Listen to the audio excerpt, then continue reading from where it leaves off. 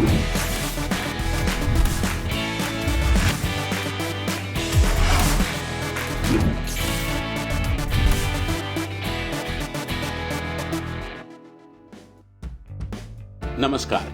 खेलों में खास के साथ मैं संजय बैनर्जी। पाकिस्तान की क्रिकेट टीम 3 टेस्ट मैच और 3 T20 मैचेस की सीरीज के लिए इंग्लैंड पहुंच गई है। पहला टेस्ट मैच 30 जुलाई से शुरू होगा। पाकिस्तानी स्क्वाड को वॉर्सेस्टर में 14 दिनों तक क्वारंटीन में रहना होगा। इसके बाद टीम डर्बीशायर में पहले टेस्ट के लिए प्रिपरेशन करेगी। कोरोना पेंडेमिक के शुरू होने के बाद क्रिकेट की ये दूसरी सीरीज होगी। अभी वेस्टइंडीज की टीम इंग्लैंड में है, जिसे 8 जुलाई से मेजबान के साथ पहला टेस्ट मैच खेलना है।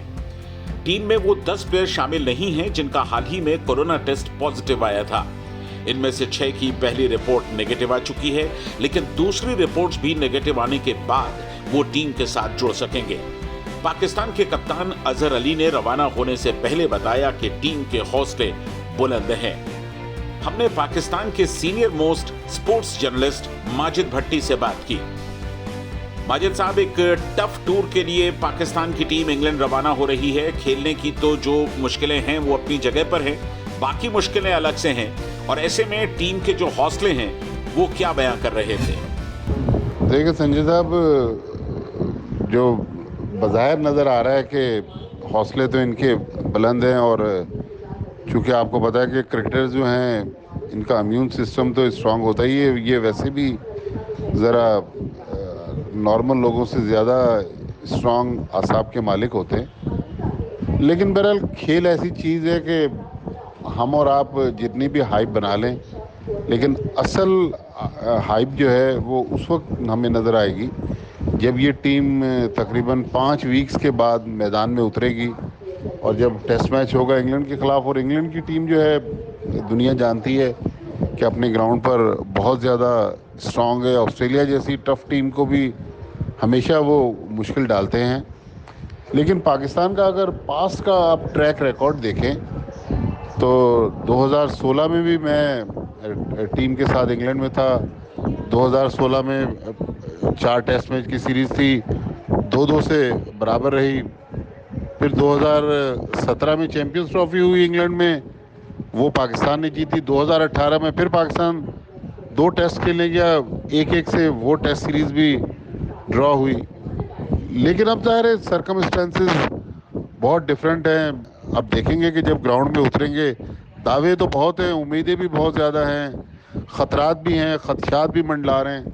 लेकिन अब देखना है कि जब 3 टेस्ट मैच की सीरीज़ होगी तो टीम कैसा परफॉर्म करेगी। लेकिन पाकिस्तान के पास जो इस वक्त एडवांटेज है वो पाकिस्तान की बॉलिंग है। यंग बॉलर हैं, शाहीन शाह अफरीदी पाकिस्तान का एक प्रोविंस है, खैबर पख्तूनख्वा वहाँ के हैं। फिर जो पाकिस्तान के पास ट्रम्प कार्ड है इंग्लिश कंडीशन में, जो 2016 में भी जिस बॉलर ने बहुत ज़्यादा इंग्लैंड के बैट्समैनों को परेशान किया था, वह लेग स्पिनर यासिर शाह है। तो ओवरऑल पाकिस्तान का कॉम्बिनेशन अच्छा है। उम्मीद है कि कांटे का मुकाबला रहेगा, लेकिन वही बात है कि जब तक ग्राउंड में उतर नहीं जाते, थोड़ी सी कंडीशन भी इस बार डिफरेंट है, रूल्स चेंज हुए हैं।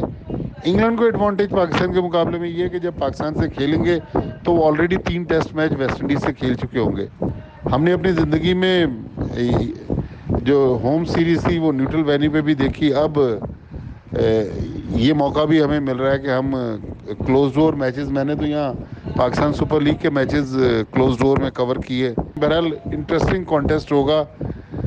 ग्राउंड में जो कुछ होगा वो तो रिपोर्ट हो गई होगा, लेकिन ऑफ द फील्ड भी बहुत सारी स्टोरीज होंगी जो एज ए मीडिया मैन हमारी भी ख्वाहिश थी कि अगर हम जाते तो हमें कवर करने का मौका मिलता। लेकिन बहरहाल एक हिस्टोरिक सीरीज़ है और इंटरेस्टिंग कॉन्टेस्ट होगा इस सीरीज़ में।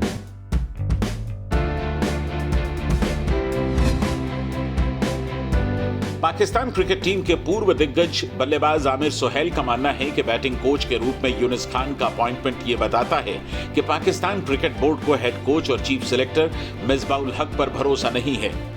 यूनुस के बैटिंग कोच चुने जाने से पहले मिसबाह ही टीम के बल्लेबाजी कोच भी थे। पिछले साल पीसीबी ने मिसबाह को हेड कोच, बैटिंग कोच और चीफ सेलेक्टर की जिम्मेदारी सौंप दी थी। सुहेल ने कहा कि पीसीबी से अच्छे संबंध होने की वजह से मिसबाह उल हक को हेड कोच और चीफ सेलेक्टर की जिम्मेदारी दी गई थी और वो बैटिंग कोच का रोल भी निभा रहे थे। जब मिसबा को ये रिस्पॉन्सिबिलिटीज दी गई थी, उस वक्त कई लोगों का मानना था कि ये फैसला सही नहीं है, क्योंकि अगर कोई बल्लेबाज स्ट्रगल करता है तो वो उस बैटिंग कोच के साथ अपनी प्रॉब्लम्स को शेयर नहीं करेगा, जो टीम का हेड कोच और चीफ सेलेक्टर भी हो।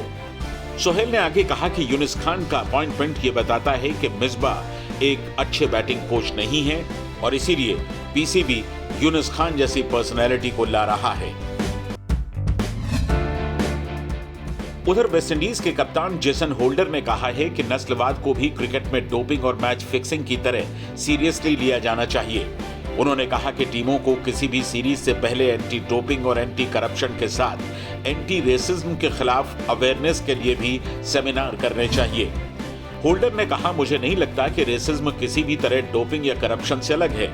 इसके लिए अलग से जुर्माना लगाया जाना चाहिए।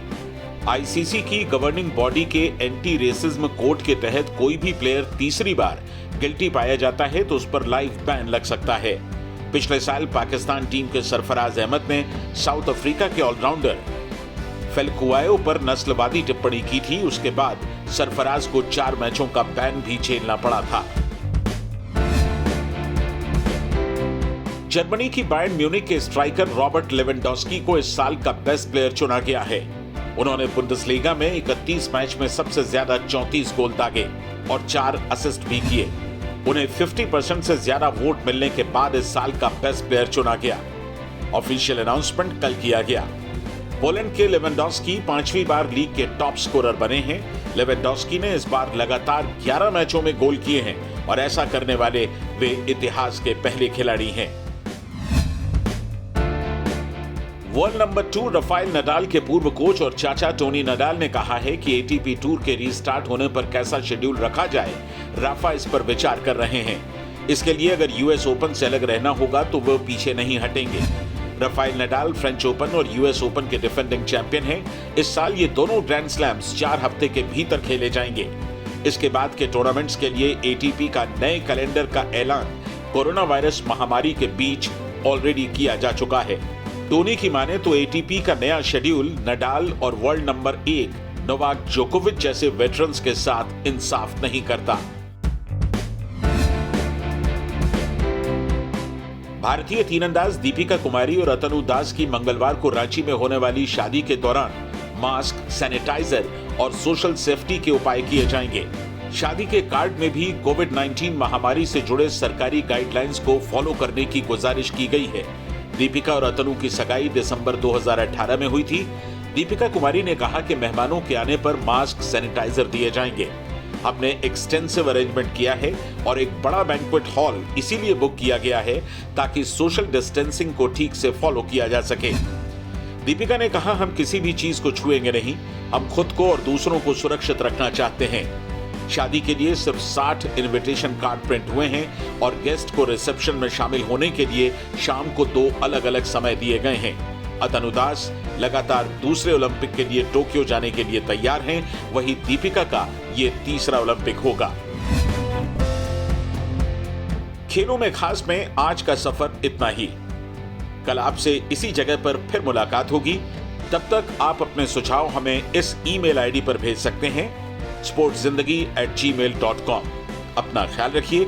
स्पोर्ट्स जिंदगी से जुड़े रहिए। नमस्कार।